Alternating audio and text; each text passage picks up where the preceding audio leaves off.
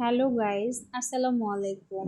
সেতুস কিচেনে সবাইকে স্বাগত আরও একটি নতুন রেসিপি দেখার জন্য।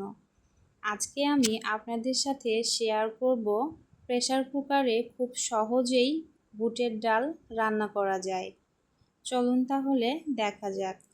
এখানে আমি 250 গ্রাম পরিমাণে বুটের ডাল নিয়েছি। এবার আমি এখানে পানি দিয়ে ডালগুলোকে ভিজিয়ে রাখবো। ডালগুলোকে আমি প্রায় 10 মিনিট ভিজিয়ে রেখেছিলাম। তারপরে আমি ডালগুলোকে ভালোভাবে পানি দিয়ে পরিষ্কার করে ধুয়ে নিয়েছি। আর এই ডালটাকে ভিজিয়ে রাখার কারণেই কিন্তু ডালগুলো তাড়াতাড়ি সিদ্ধ হয়ে যায়। এবার আমি প্রেসার কুকারে ডালগুলো তুলে নেব।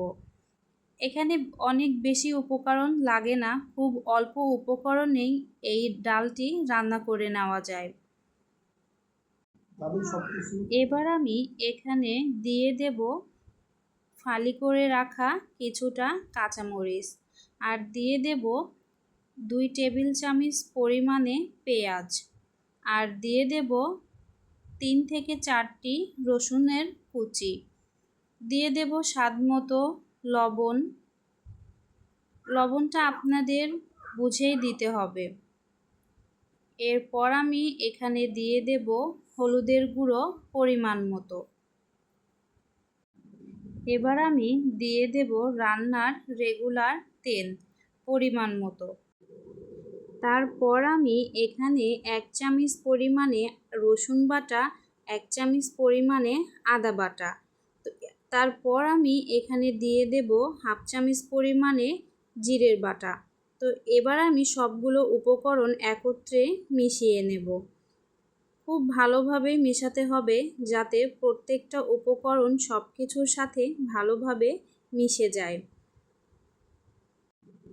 এবার আমি এখানে পরিমাণ মতো পানি দিয়ে দেব। আপনাদের যতটুকু ঝোল রাখবেন তার উপরে ডিপেন্ড করে পানি দিয়ে দেবেন। প্রেসার কুকারে কিন্তু বুটের ডাল সিদ্ধ হতে খুব বেশি সময় লাগে না, যার জন্য পানিটা খুব অল্পই লাগে। এবার আমি এটাকে চুলায় বসিয়ে 3টা শীষ তুলে নেব। প্রেসার কুকারের 3টা শীষ তোলার পরে ডালটা কিন্তু আমার খুব ভালোভাবেই সিদ্ধ হয়ে গেছে। এবার আমি ডালটাকে বাগার দিয়ে দেব।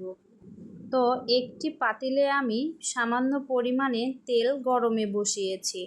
তেলগুলো ভালোভাবে গরম হয়ে আসলে এবার আমি এখানে দিয়ে দেব পেঁয়াজ কুচি আর সামান্য পরিমাণে রসুন কুচি। তো রসুন এবং পেঁয়াজগুলোকে আমি হালকা ব্রাউন করে আসা পর্যন্ত ভেজে নিব। খুব বেশি পেঁয়াজগুলোকে ভাজতে যাবেন না, তাহলে পেঁয়াজগুলো পুড়িয়ে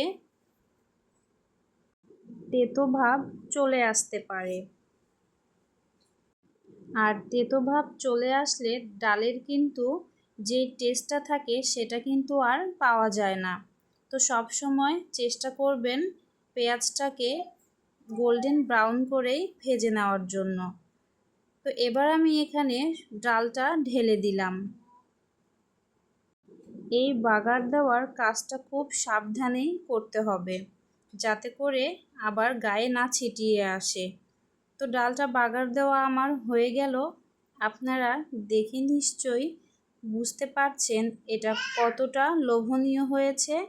আর নামানোর আগে এখানে আমি দিয়ে দেব সামান্য পরিমাণে ভাজা জিরের গুঁড়ো। ভাজা জিরের গুঁড়ো দেওয়ার কারণে ডালের টেস্ট কিন্তু দ্বিগুণ বেড়ে যায়। তো সব সময় তো আমরা অন্যরকমভাবে রান্না করি, তো আপনারা অবশ্যই আমার এই রেসিপিটি ফলো করবেন। একবার ট্রাই করে দেখুন, এটা সত্যি অতুলনীয় লাগে খেতে। আমার এই বুটের ডালের রেসিপিটি আপনাদের কাছে কেমন লাগলো অবশ্যই কমেন্টস করে জানাবেন।